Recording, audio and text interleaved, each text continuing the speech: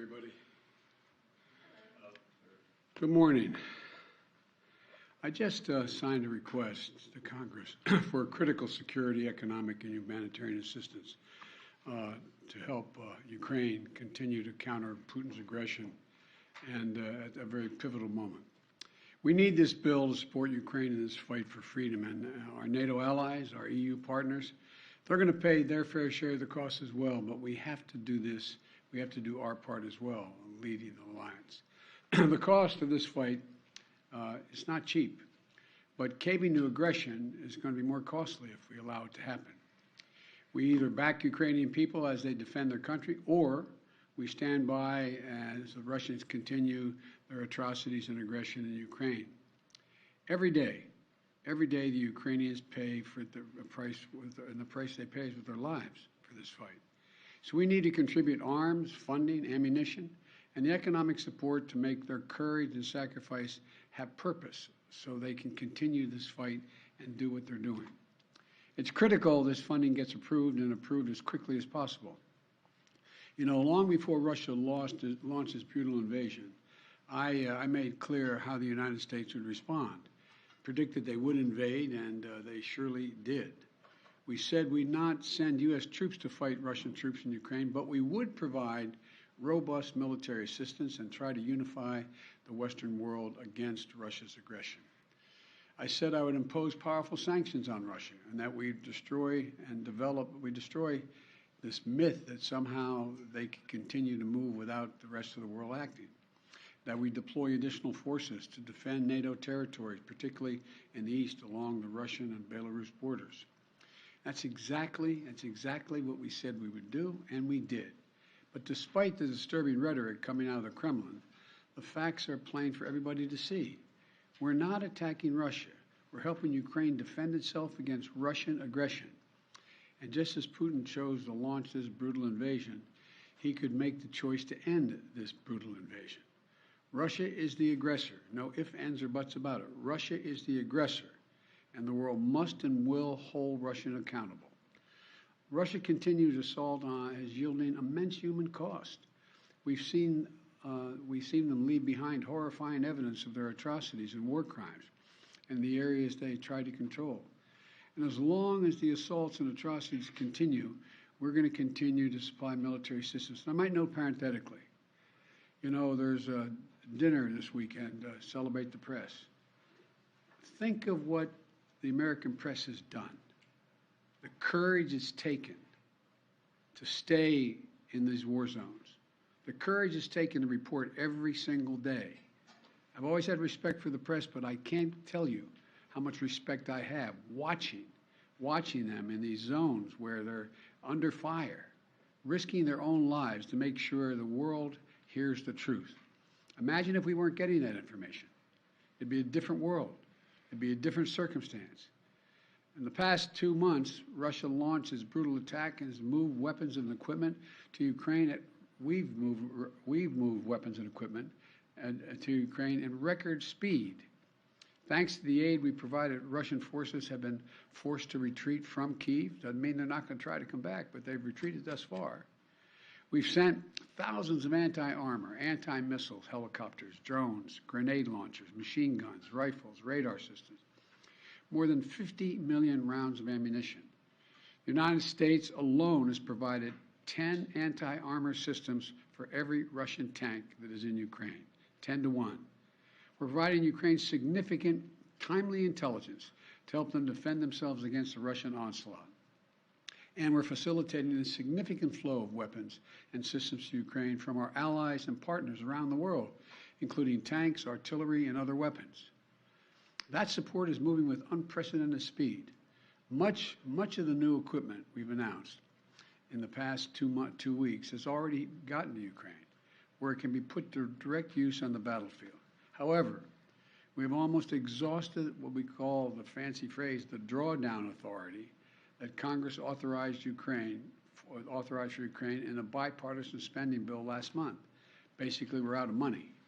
And so that's why today, in order to sustain Ukraine as it continues to fight, I'm sending Congress a supplemental budget request. It's going to keep weapons and ammunition flowing without interruption to the brave Ukrainian fighters and continue delivering economic and humanitarian assistance to the Ukrainian people. This so-called supplemental funding addresses the needs of the Ukrainian military during the critical weeks and months ahead. And it begins the transition to longer-term security assistance that's going to help Ukraine deter and continue to defend against Russian aggression. This assistance would provide even more artillery, armored vehicles, anti-armored systems, anti-air capabilities that have been used so effectively thus far in the battlefield by the Ukrainian warriors. You know, and it's going to deliver much-needed humanitarian assistance as well as food, water, medicine, shelter, and other aid to Ukrainians displaced by Russia's war, and provide aid for those seeking refuge in other countries from Ukraine. It's also going to help schools and hospitals open. It's going to allow pensions and social support to be paid to the Ukrainian people so they have something in their pocket. It's also going to provide critical resources to address food shortages around the globe. Ukraine was one of the world's largest agricultural producers. It typically grows 10% of all the wheat that's shipped around the world. Putin has asserted sanctions are blocking food from Ukraine and Russia getting on the market, the sanctions we've imposed on Russia. Simply not true. Putin's war, not sanctions, are impacting the harvest of food and disrupting the movement of that food by land and sea to nations around the globe that need it. This funding is going to help ease rising food prices at home as well and abroad caused by Russia's war in Ukraine. It's going to help support American farmers produce more crops like wheat and oilseed, which is good for rural America, good for the American consumer, and good for the world. And this supplemental request will use the Defense Production Act to expand domestic production and the reserve of critical materials like nickel and lithium that have been disrupted by Putin's war in Ukraine and that are necessary to make everything from defense systems to automobiles. And I hope Congress will move on this funding quickly. I believe they will. I want to thank Congress, Democrats and Republicans, for their support of the people of Ukraine. And next week, I will be in Alabama to visit Lockheed Martin plant that manufactures the Javelin anti-tank missile we've been sending to Ukraine, and to thank the American workers, thank them for producing the weapons that help stop Russia's advances in Ukrainian cities like Kyiv. Their hard work has played a critical role in ensuring Putin's strategic failure in Ukraine, and they should know that we know it. In addition to this supplemental funding, I'm also sending to Congress a comprehensive package that will enhance our underlying effort to accommodate the Russian oligarchs and make sure we take their ill-begotten gains. We're going to accommodate them. We're going to seize their yachts, their luxury homes, and other ill-begotten gains of Putin's kleptocracy. And the guys who are the kleptocracies. But these are bad guys. This legislative package strengthens our law enforcement capabilities to seize property linked to Russia's kleptocracy. It's going to create new expedited procedures for forfeiture and seizure of these properties. And it's going to ensure that when the oligarchs' assets are sold off, funds can be used directly to remedy the harm Russia caused in their help build Ukraine. Additionally, yesterday, Russia threatened two of our allies with a cutoff of energy supplies. While America has ended all Russian fossil fuel imports because we're able to use our vast supply of power in our country, some European countries have faced more challenges in reducing their reliance on Russian fuel. Russia has long claimed to be, quote, the reliable source of energy for the world. No matter what the differences are, their customers are always going to be in good shape. But these actions prove that energy is not just a commodity that Russia sells to help meet other countries' needs, but a weapon we use to deploy against those who stand against their aggression. So let me be clear. We will not let Russia intimidate or blackmail their way out of these sanctions. We will not allow them to use their oil and gas to avoid consequences for their aggression. We're working with other nations like Korea, Japan, Qatar, and others to support our effort to help the European allies threatened by Russia with gas, blackmail, and their energy needs in other ways. Aggression will not win. Threats will not win. This is just another reminder of the imperative for Europe and the world to move more and more of our power needs to clean energy. In the United States, we're doing that right now. Last year, we developed more solar, wind, and battery storage than any year in our history, enough to power 56 million American homes. Earlier this month, we acted to bolster the reliance on our nuclear energy facilities, which generates more than half of our carbon-free power. And we're just getting started. I look at this as a serious problem, but also an enormous opportunity, Bottom line, all these actions we've been taking are about the truth, this truth. Investing in Ukraine's freedom and security is a small price to pay to punish Russian aggression, to lessen the risk for future conflicts. You know, throughout our history, we've learned that when dictators do not pay the price for their aggression, they cause more chaos and engage in more aggression. They keep moving. And the cost, the threats to America and the world keep rising. We can't let this happen. Our unity at home, our unity with our allies and partners, and our unity with the Ukrainian people is sending an unmistakable message to Putin. You will never succeed in dominating Ukraine. Finally, we're going to continue to deliver critical support to Ukraine. We must also not let our guard down in our fight against COVID-19 at home and abroad. That's why I'm again urging Congress to act on my request for $22.5 billion in emergency resources so the American people can continue to protect themselves from COVID-19. The reason we were so successful in the past is because I was able to work with drug manufacturers to order significant quantities of material we needed ahead of time to get in the front of the line. Without additional funding, we can't pre-order the amount of vaccines we need, and we risk losing our spot in line for vaccines that target multiple variants. We're running out of supply for therapeutics, like antiviral pills that we desperately need. Without additional funding, we're unable to purchase a life-saving treatment for the American people. We've donated more vaccines and treatments to the world than all other nations in the world combined. If the U.S. won't do it, no one else is really going to step up and do it. Without additional funding, the United States won't be able to help stop the spread around the world and close off ongoing sources of the supply chain disruptions. Look, let's get both of these critical tasks done. No delays, no excuses, just action, now. Thank you all. Thank you. Mr. President, what's your message to refugees on the... Go ahead. Okay. Watch your head, man. You're going to get hurt. Just turn that camera. He's a gentleman. Mr. President, I wanted to ask what your message is to Ukrainian refugees on the southwest border and those that are trying to flee Ukraine from the violence. We have made a direct means by which they can get from Europe, from Ukraine, directly to the United States without going to the southern border. In the meantime, in the southern border, we're trying to work through and make sure that it's an orderly process they're able to get in. But just so you know, we have said there's no need to go to the southern border. Fly directly to the United States. We set up a mechanism whereby they can come directly with the visa. Mr. President, thank you. How worried are you by a growing number of Russian comments in the media and among some of their officials painting this conflict as actually already a conflict between NATO, the US, and Russia? And they're painting in very alarmist terms, talking of nuclear weapons, saying it's a life or death struggle, etc. And just separately, or connected to that, Lavrov himself says it's already a proxy war, not a direct war, but a proxy war. So are either of those two things true, and do they worry you, those statements?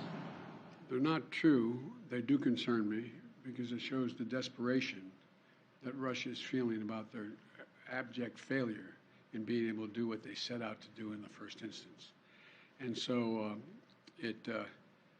I think it's more of a reflection, not of the truth, but of their failure.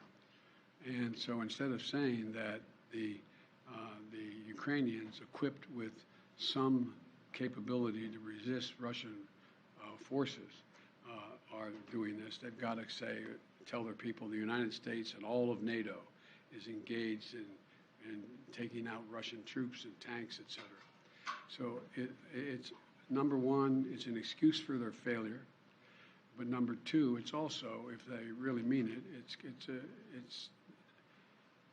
no one should be making idle comments about the use of nuclear weapons or the possibility of the need to use that. It's irresponsible.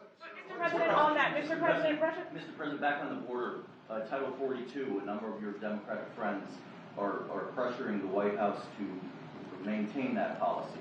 Can you give us a straight answer whether you're going to heed that request or you're going to get rid of it? I can give you a straight answer. We had proposed to eliminate that policy by the end of May. The court has said we can't so far. And what the court says we're going to do. The court could come along and say we cannot do that, and that's it. Mr. President, you say that this is not a proxy war, but Russia clearly disagrees. They say that war means war. So how concerned are you that they may start to act accordingly, even if you disagree? We are prepared for whatever they do. What options do you have to ensure Poland and Bulgaria have sufficient supplies of gas? First of all, as you know, Poland has indicated they have significant reserves of gas that they have planned for, as does, not as much, but as does Bulgaria.